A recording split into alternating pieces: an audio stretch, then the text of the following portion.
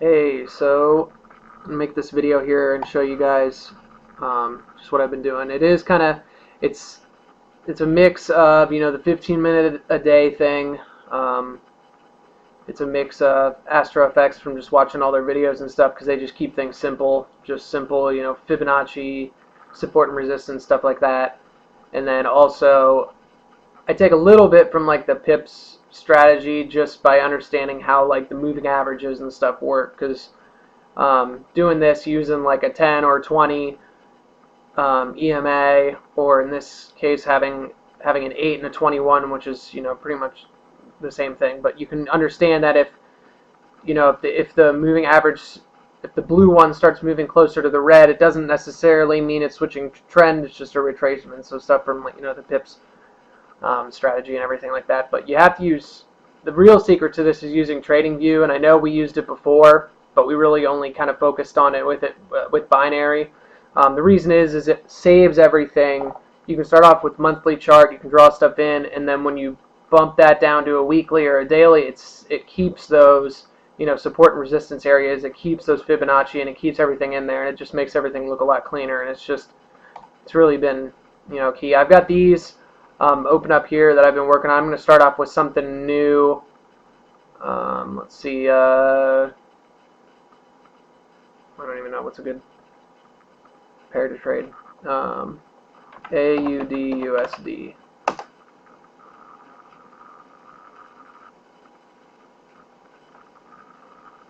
Okay. Okay, so starting off as high as it goes on a monthly chart.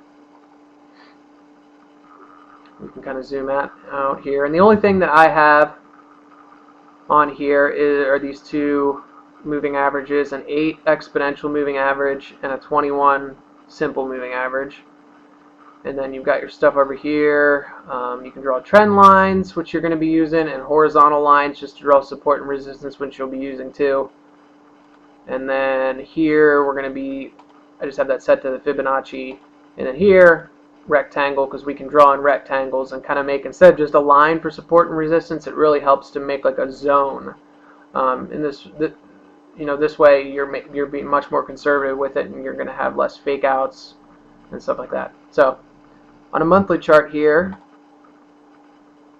you're just going to go through and look and see. Right here is the zone we're at, so I'm not going to go in and put resistance up here and support down here yet and stuff like that, or all the way down here, because we're not anywhere near that. But right now you can see we're around this area, pretty much right where this line is right now, a big area of support / resistance. Let's say I were to, so I'll put a line here. You can kind of see I'm going to move it down to kind of meet this over here. I'll put in another line right around where we're at right now. And these things, as I move to a different time frame, we'll move them around. So that's pretty much just looking at this. Let's see the next. No, I'm just going to leave it like that. You can go in here and actually draw in a trend line like from here, here, but the monthly is, you're going to see more of it when you move down. So let's move down to the weekly chart. Alright, so we have this. See, as you can see, now that we move down, this line kind of pierces through these and doesn't look very clean. So now what we're going to do is we're just going to clean it up. Always go with the most recent support and resistance. I'm going to take this as support before I am something back here. So now we'll zoom in here, and as you move down, you can kind of see up here there was a price channel going on like here. You can see this was support here, broke through and became resistance. You can see here, same kind of thing. Hit here, bounced up, hit here, kind of bounced, and then fell through.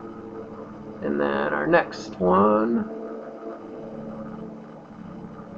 I'm going to go with this right here, because you can see it kind of bounced here. It was support, bounced up, fell through. Now now that is resistance. So I kind of reserve drawing in like diagonal trend lines and stuff like that for the daily and the 4-hour chart. But so right now you can see on this chart here, let's go ahead and put in some rectangles, which you don't have to always use these lines here, so you can use the rectangles, which definitely make it a lot cleaner. But we have our, sorry if you can hear the guys mowing the grass outside. But okay, so we're going to put, actually let's move that up. You can see I'm drawing a rectangle. The top of it is at the bar, I guess the bar close or open, whatever it is, depending on the candle. And then the bottom part of it, I move down to the bottom of the wick in that area. So this is, you don't want to just go off this line that I had here before, because if something closes below that, still technically, you want it to close below that wick there. We can even zoom in here. Okay, so here's our weekly chart. Let's go ahead. Actually, I'm going to remove these ones because these ones really aren't. We're all the way down here right now, so I'm just going to focus on these two. So let's go back to here. Whoops. There we go. So I'm going to go and put it like that. And this is what I've been doing. So the bottom of it is at the body part of these candles here where it actually closed or opened, and then the end of the zone here. So really, on a weekly chart, if you were going off this, you wouldn't want to do any real long-term buying until it closed through this. And AUD right now probably isn't the best example for doing this analysis because it's kind of been in a channel just moving sideways. Okay, so that's our weekly. And if you wanted right now, Fibonacci is the other big thing. If you wanted right now, you could draw a Fibonacci from up here to down here.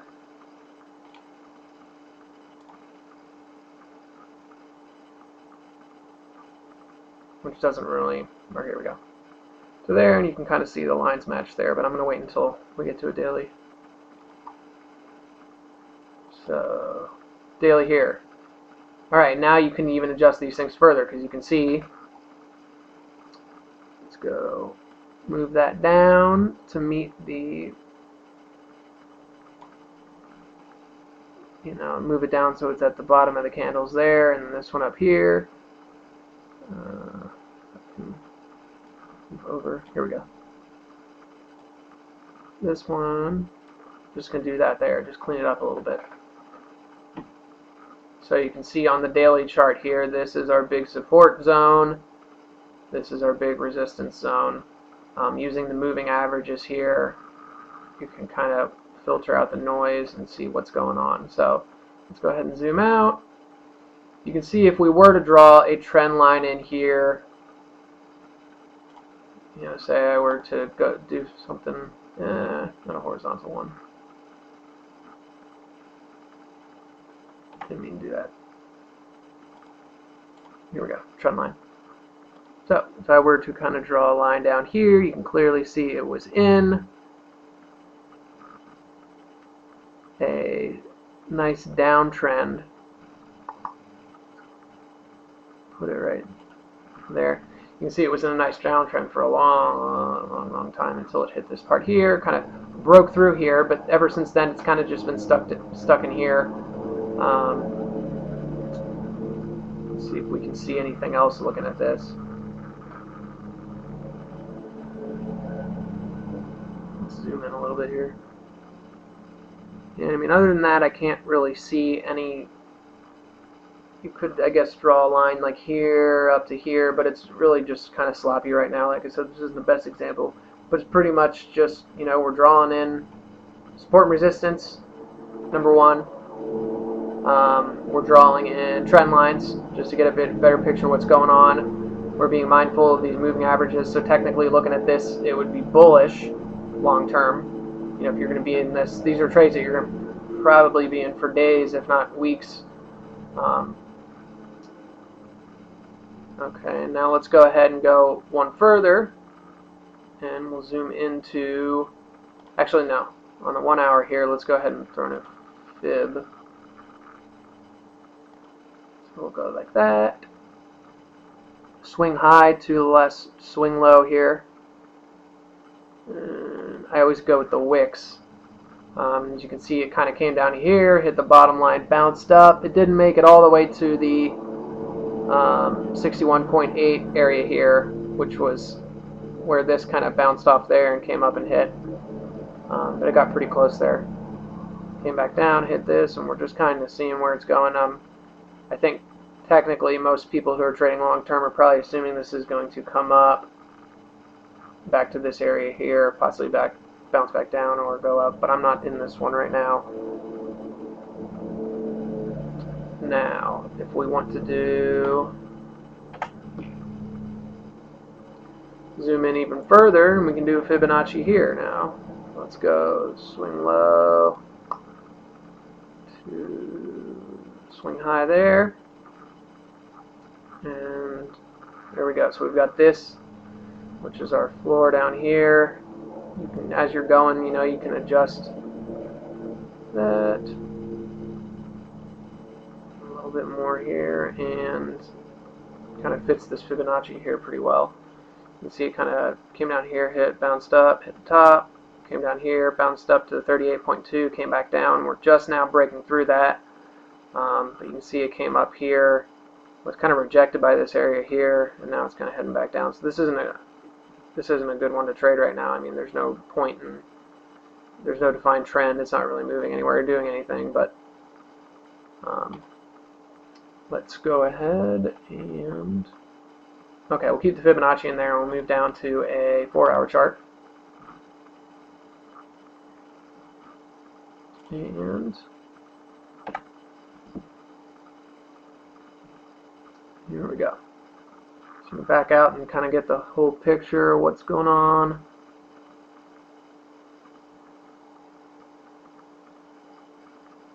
Move this up a little bit. Okay, but pretty much it's just, you know, analyzing top to bottom, and the rest of it is just sticking with your, you know, original decision and kind of just stay in the trade until you hit a stop loss, or, you know, until the reasons that you entered are no longer there. This isn't a very good one to trade at the moment because it's just been sloppy. But let's go back. Now you can kind of start to see some actual, you know, some actual trend things forming here. Actually, let's put it down here.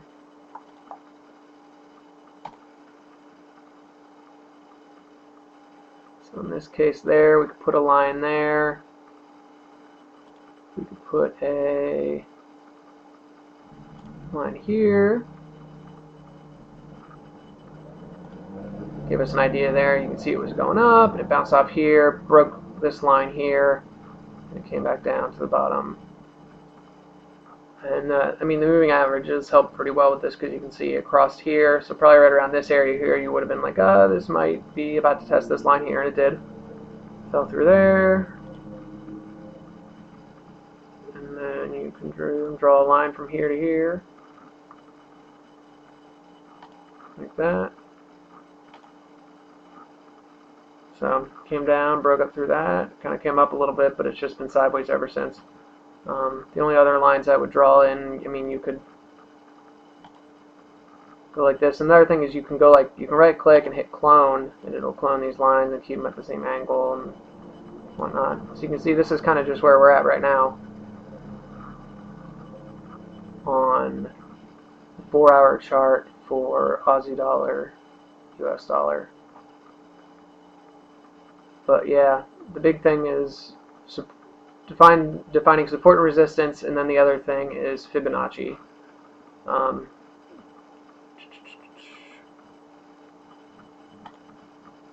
So if I wanted to put in a Fibonacci from here to here, I would go like that. You can see it's kind of following it here. It works a lot better on the higher time frames, obviously, like daily and weekly. So that's pretty much what I've been doing. You have to use TradingView, like I said. I'd start just kind of going through the Astro FX